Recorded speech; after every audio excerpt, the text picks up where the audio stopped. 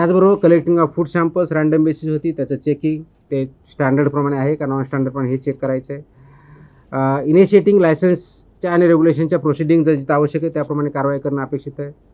Enforcement of 50 metre zone तो enforcement करण्यासाठी मदत करायची आणि त्यांनी ॲक्शन घ्यायच्यात. School food safety inspection report हा असिस्टंट कमिशनरला 6 महिन्यातून कंपल्सरी द्यायचा आहे किंवा ज्यावेळेस सांगितलं जाईल त्यावेळेस कंपल्सरी द्यायचा आहे. आणि conducting sensitisation sessions at school level, block level, district level हे त्यांनी करायचं आहे. असिस्टंट कमिशनर आणि जॉईंट कमिशनर त्या डिस्ट्रिक्टच्या झोनच्या आहे त्यांनी हे इम्प्लिमेंटेशन होतं आहे, जिथं कंप्लायन्स होत नाही त्याप्रमाणे इंटरव्ह्यू करणं, कोऑर्डिनेशन विथ स्कूल एज्युकेशन डिपार्टमेंटवर करणं, फूड बिझनेस ऑपरेटरला गाईड करणं, ह्या सर्व गोष्टी यांनी करायच्या आहेत. आणि सर्वात महत्त्वाचं म्हणजे ईट राईट स्कूल इनिशिएटिव्ह जो घ्यायचा आहे ह्या सर्व शाळांना कंपल्सरी करतो आहे आणि ईट राईट इनिशिएटिव्हच्या माध्यमातून हे स्टँडर्ड्स आपल्याला तोपर्यंत पोचवायचे आहे. आता आपला जो बेसिक प्रश्न येणार आहे की 50 मीटरमध्ये high fat, trans fat, sugar हे प्रॉडक्ट याच्यामध्ये बॅन आहेत. आजही बऱ्याच ठिकाणी शाळेच्या किंवा ज्याला ज्युनियर कॉलेज आपण म्हणतो जी 12वी शाळा असते तिथपर्यंत कॅन्टीनमध्ये असे प्रॉडक्ट्स भेटले जातात. They will be acted against as per आपले जे रेग्युलेशन्स आहेत त्याप्रमाणे त्यांच्यावरती कारवाई होईल. Within the premises and outside within 50 metres periphery of the boundary. Distribution करता येणार नाही, ॲडव्हर्टाईज करता येणार नाही, सेल करता येणार नाही, फ्री वाटप करता येणार नाही. Not allowed. At least in my generation, not allowed. That's what happened. I mean, high fat, high sugar is not allowed. Please understand. पहले मुझे बोलने दो, फिर आपके सबके सवाल के जवाब मैं दे देता हूँ, ठीक है. अब ये क्यों कर रहे हैं? Please understand. हा करण्याचा उद्देश एवढाच आहे की शाळेमधल्या विद्यार्थ्यांचा ग्रोथ, फिजिकल आणि मेंटल किंवा इंटेलेक्च्युअल हा जो ग्रोथ आहे त्यांच्या रिक्वायरमेंट्स आहेत. ज्या वेळेस मुलं लहान असतात किंवा ग्रोईंग फेजमध्ये सर्वात जास्त रिक्वायरमेंट ही प्रोटीनची असते, फायबरची असते, मॅक्रोन्यूट्रियंट्स आणि मायक्रोन्यूट्रियंट्सची असते. हे बॅलन्स डाएट त्याच्यामध्ये जायला पाहिजे आणि ते खाल्लं तर त्यांचा ग्रोथ बोथ इंटेलेक्च्युअल आणि फिजिकल चांगल्या पद्धतीने होतो हे त्याच्यातून अपेक्षित आहे. आणि म्हणून हे 2020मध्ये हे रेग्युलेशन आलं आहे. आय रिपीट 2020चे रेग्युलेशन्स आहेत आणि त्याचं इम्प्लिमेंटेशन 2021पासून झालेलं आहे. त्याच्यामुळे ह्या शाळांना माहीत नाही, आम्हाला माहीत नाही, पेरेंट्सला माहीत नाही आहे असं आपण म्हणणं हे धाडसाचे ठरेल. याचं इम्प्लिमेंटेशन आपण आता इथून पुढे आणखी स्ट्रॉंगली करणार आहोत. आतापर्यंत अवेअरनेस पण झालेला आहे, आतापर्यंत हे करत आहोत, पण इथून पुढे आणखी जास्त सिव्हिअरली होईल आणि याचा परिणाम आपल्या विद्यार्थ्यावरती अपकमिंग जनरेशनवरती खूप पॉझिटिव्हली होणार आहे. कारण बऱ्याच अंशी आपण बघतो की तिथं सो कॉल्ड एनर्जी ड्रिंक्स, कारण एनर्जी ड्रिंक्स ही कॅटेगरीज नाही आहे, फूडमध्ये कॅटेगरीज नाही आहे. So called caffeinated, non caffeinated drinks हे अवेलेबल होतात, which is not allowed. These are either high fat आहेत, ट्रान्स फॅट आहेत, शुगरी आहे, त्याच्यामध्ये प्रोपोर्शन लिहिलेलं आहे, आपण त्याच्यावरती लिहिलेलं असतं, वॉर्निंग पण असतं. बरेच प्रॉडक्ट तिथं वॉर्निंग असतात की not advise not for use by children below the age of 18, परंतु तिथं अवेलेबल असतं. माझी 3 सूचना वजा विनंती आहे त्याच्यामध्ये. Number 1, principles of the school and school management त्यांनी याचा खूप सिरियसली कॉग्निझन्स घ्यायचा आहे. आपल्या शाळेमध्ये, शाळेच्या प्रिमायसेसमध्ये किंवा विदिन 50 मीटर पेरिफेरीमध्ये ज्या गोष्टी अनुज्ञेय नाही आहेत खाण्याच्या फूड बाबतीतच्या त्या 100% प्रिव्हेंट करणं ही आपली जबाबदारी आहे. त्या दृष्टीनं शाळेच्या मॅनेजमेंटनी आणि प्रिन्सिपलनी इनिशिएटिव्ह घ्यावं, कारवाई करावी. नंबर 1.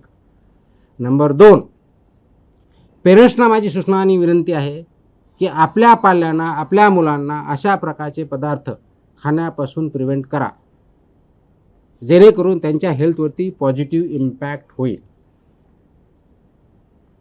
तिसरी विनंती माझी विद्यार्थ्यांना आहे, जरी लहान असतील तर त्यांना काही समजत नसेल मी सांगितलं तर पेरेंटनी आणि टीचरनी आणि स्कूलने त्यांना समजून सांगायचं आहे हे खाणं त्या विद्याच्या दृष्टीनं योग्य नाही. आणि म्हणून ते ज्या गाईडलाईन्स आलेल्या आहेत आणि नॅशनल इन्स्टिट्यूट फॉर न्यूट्रिशन यांनी त्याच्या गाईडलाईन्स व्यवस्थित डिझाईन केलेल्या आहेत, न्यूट्रिशनच्या अँगलने केलेल्या आहेत. म्हणून त्यांनी हे करायचं आहे की विद्यार्थ्यांनी ह्याच्यापासून परावृत्त व्हायचं आहे आणि बॅलन्स डाएट आपल्या विद्यार्थ्यांना द्यायचं आहे, मुलांना द्यायचं आहे. आणि हे कल्चर आपल्याला विद्यार्थ्याच्या मार्फत समाजामध्ये आणायचं आहे, जेणेकरून आपल्या विद्यार्थ्यांची सोशल, फिजिकल, सायकोलॉजिकल आणि इंटेलेक्च्युअल ग्रोथ ही चांगल्या पद्धतीनं होईल. ह्या गाईडलाईन काढण्यापाठीमागचा नॅशनल इन्स्टिट्यूट ऑफ न्यूट्रिशन यांच्यामार्फत, त्याचबरोबर आपल्या फसाईनी ज्या 2020च्या रेग्युलेशन्स तयार केले हे खूप विचारपूर्वक केलेले आहेत. त्याच्यामध्ये कमिटी आहे, सायंटिफिक बेस आधारे केलेले आहेत. त्याचं इम्प्लिमेंटेशन आपला शिबिर यासाठी करायचं आहे, खूप स्ट्रिक्टली यासाठी करायचं आहे की त्याच्या माध्यमातून पुढचे जनरेशन घडणार आहेत, त्या हॅबिट्स इन्कल्केट होणार आहे, ते संस्कृती आपल्याला आणायची आहे आणि ही संस्कृती आपल्या कुटुंबापर्यंत न्यायची आहे. आणि म्हणून मी आता जसं म्हणलं की दर 2 कोटीपेक्षा जास्त विद्यार्थी या शाळेमध्ये जात असतील, जवळजवळ 1 लाख प्लस शाळेमधून, तर महाराष्ट्रामध्ये फूड कल्चर चेंज करायला जास्त वेळ लागणार नाही आणि त्याच्यामध्ये आपल्या सर्वांचा सहभाग अपेक्षित आहे.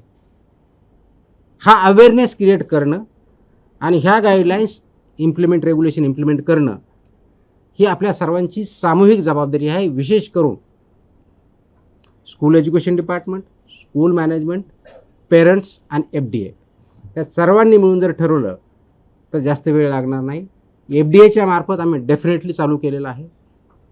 स्कूल एज्युकेशन डिपार्टमेंट आम्ही ऑर्डर काढताना स्कूल कमिशनरला आम्ही डायरेक्ट केलेलं आहे इम्प्लिमेंट करा म्हणून, डिस्ट्रिक्ट ऑथॉरिटीला आम्ही डायरेक्ट केलेलं आहे आणि कन्सर्न डिपार्टमेंटला आम्ही रिक्वेस्ट केलेली आहे. Secretary of the concern department त्याच्यामध्ये आम्ही कॉपी केलेल्या आहेत, ऑर्डरमध्येच आहेत. त्याच्यामध्ये सेक्रेटरी जे आहेत, स्कूल एज्युकेशन डिपार्टमेंट असेल, सोशल वेलफेअर डिपार्टमेंट असेल, ट्रायबल डेव्हलपमेंट डिपार्टमेंट असेल किंवा इतर डिपार्टमेंट जे कन्सर्न आहे, ज्यांच्या स्कूलचा संबंध आहे, त्यांना सर्वांना आम्ही रिक्वेस्ट केली अशा इन्स्ट्रक्शन आपल्या स्तरावरूनपर्यंत द्या, जेणेकरून त्याचं इम्प्लिमेंटेशन होणं सोपं होईल आणि याचे इन्स्पेक्शन पुढच्या काही दिवसामध्ये चालू होतील. आणि त्यावेळेस असं व्हायला नको की आम्हाला माहीत नाही आहे, ह्या ऑर्डर त्यांच्यापर्यंत पोहोचलेल्या आहेत. जिथं ज्यांना आपल्याला ट्रेनिंगची आवश्यकता वाटते त्या लेवलला डिस्ट्रिक्ट लेवलच्या ऑफिसरनी, डिस्ट्रिक्ट एज्युकेशन ऑफिसरनी, त्या शाळांची किंवा तालुका लेवलला आवश्यक त्या ठिकाणी ब्लॉक एज्युकेशन ऑफिसरनी आमच्या ऑफिसर बरोबरच्या मदतीनं असे वर्कशॉप घ्यावेत. त्याच्यामध्ये आम्ही गायडन्स करू. इम्प्लिमेंटेशन करण्याची जबाबदारी स्कूल मॅनेजमेंटची आहे आणि स्कूल एज्युकेशन डिपार्टमेंटची आहे. इन्फोर्समेंट करण्याची जबाबदारी आमची आहे, ते आम्ही पार पाडू. आणि कंप्लायन्स किंवा ऑबिडियन्स जे करायचं आहे ते पेरेंट्सला आणि विद्यार्थ्यांना आणि शिक्षकांना करायचे, त्यांनी ते करावे. अशा दृष्टीचं हे काम आहे, मोठं काम आहे, पण सर्वात मोठी अपॉर्च्युनिटी पण आहे, ज्याच्या माध्यमातून आपले जे पुढे चालून NCD ज्याला म्हणतो, नॉन कम्युनिकेबल डिजीज आहेत, वेट गेन करणं, वेगवेगळ्या प्रकारच्या आजाराला बळी पडणं, ते याच्यातून आपण अवॉइड करू शकतो आणि पुढच्या जनरेशनला लाईफ चांगल्या पद्धतीने देऊ शकतो. त्या दृष्टीने आपल्याला काम करायचं आहे. Yes, please. So, for example, food establishments. One by one. Sir, talking about the food Hold establishments. on. School is not able to follow the guidelines. Are you going to impose any? You don't. Absolutely. That's what I mentioned very, very clearly. They have to implement. If they don't, the punishment which are for the FBO as per the regulations, they will be acted against, including the school. FBO as well as the school. School management and the principals are principally responsible. We'll take action against them. So, talking about the food establishments. आता सांगितले ना, It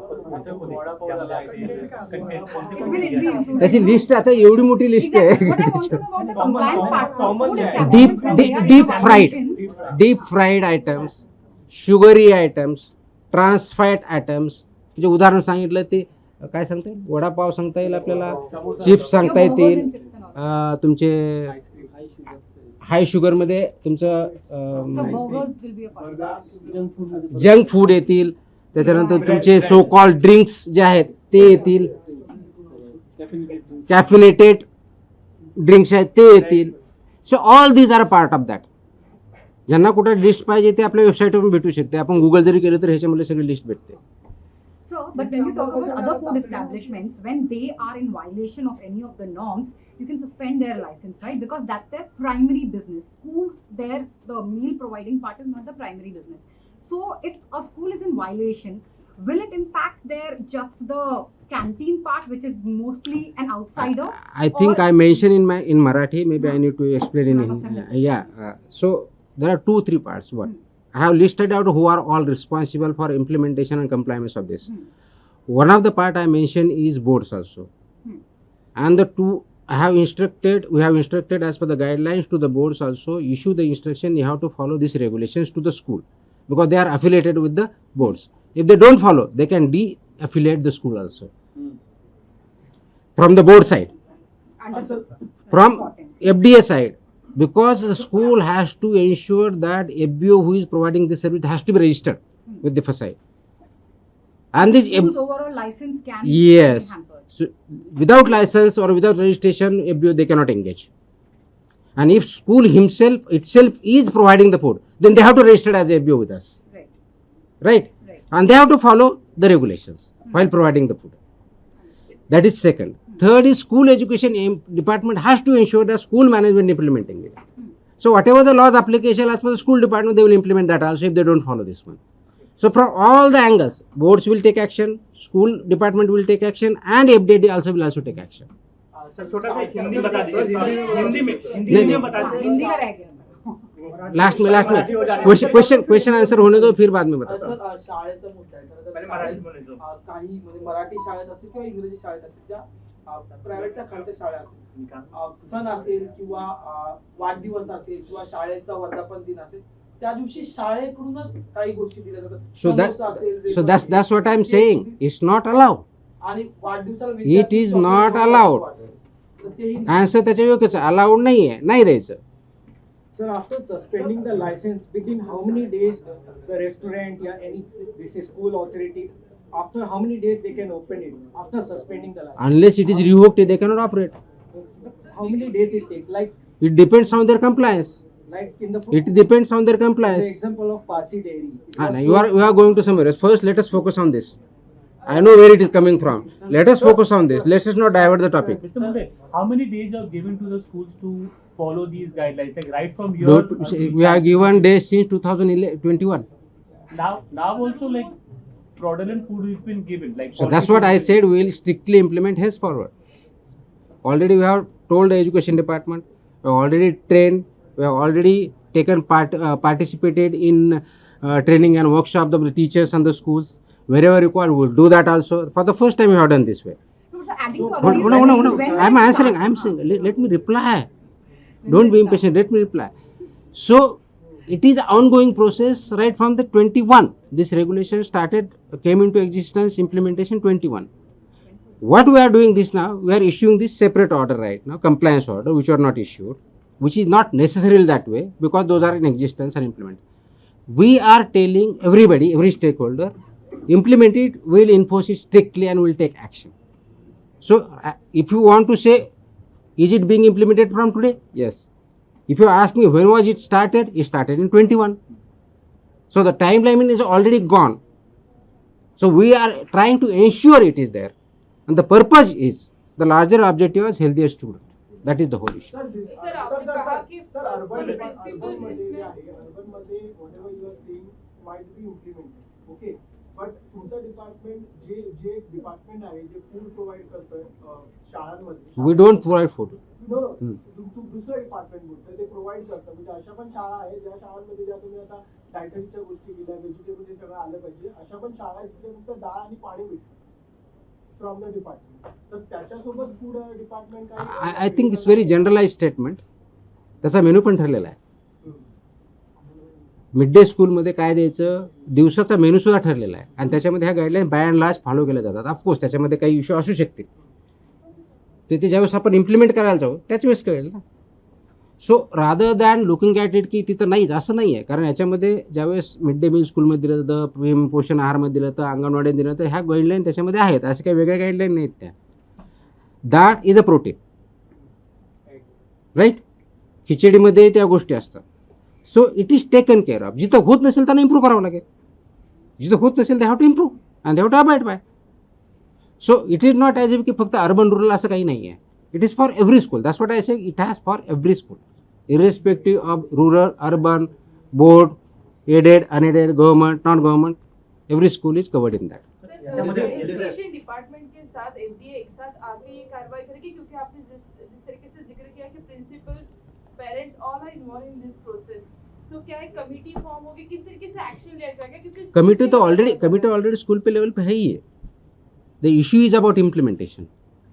many times what happened, अगर आप ये बोलोगे कि issue clarity of role के हिसाब से नहीं था, एज पर रूल्स है, लेकिन among people, among stakeholder there no clarity. तो क्लैरिटी हमने लाई है ये ऑर्डर से कि primary role of implementation of this regulation lies with the school management. Primary role. And then other stakeholders come. School education department आता है, board आता है, एफडी आता है, पेरेंट्स आते हैं. सो ऑल दिस अदर स्टेक होल्डर्स सबको करना है, बट प्राइमरी रिस्पॉन्सिबिलिटी लाइज विद स्कूल मैनेजमेंट. एक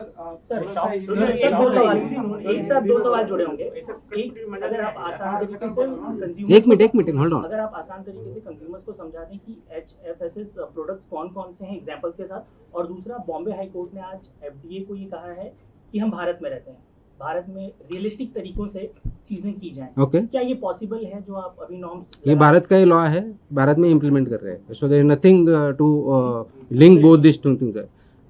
आसान तरीके से हाई फैट जो प्रोडक्ट है, डीप फ्राइड है, शुगरी है, जहाँ ज़्यादा मैदा होता है, जो जंक फूड जिसको हम बोलते हैं, all this is not allowed within 50 metres periphery of the schools.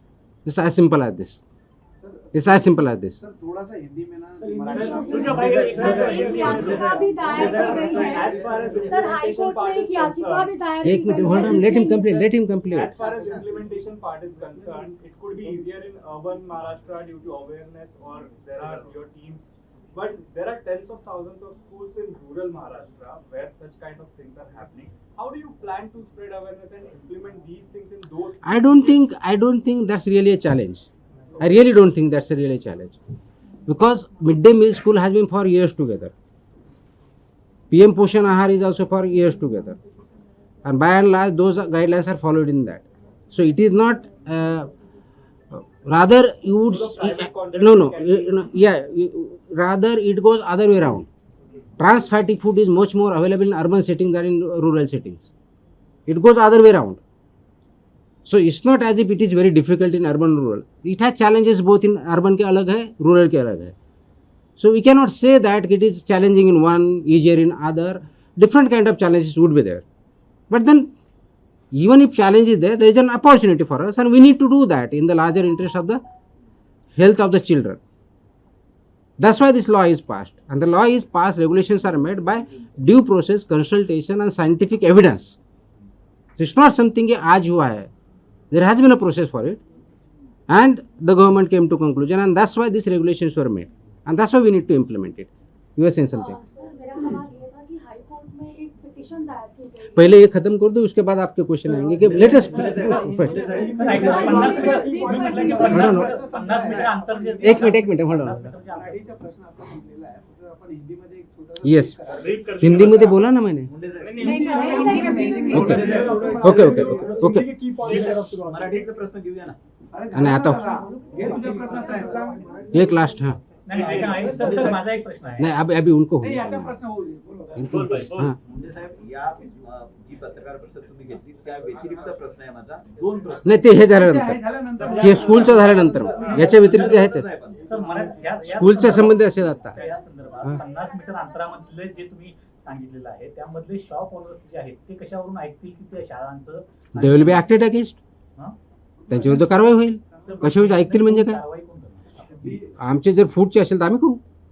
फूडच्या बाबतीत आमचा संबंध देतो. शाळाने तुम्हाला कॉन्टॅक्ट करायचा, कसं करायचं? हो, ते आम्हाला शाळेने कळवावं लागेल ना की ते ऐकत नाहीत. That's what their responsibility is. If they do not follow somebody, they have to intimate our office. Sir, तुम्ही म्हणाला की 2022 चा नियम आहे.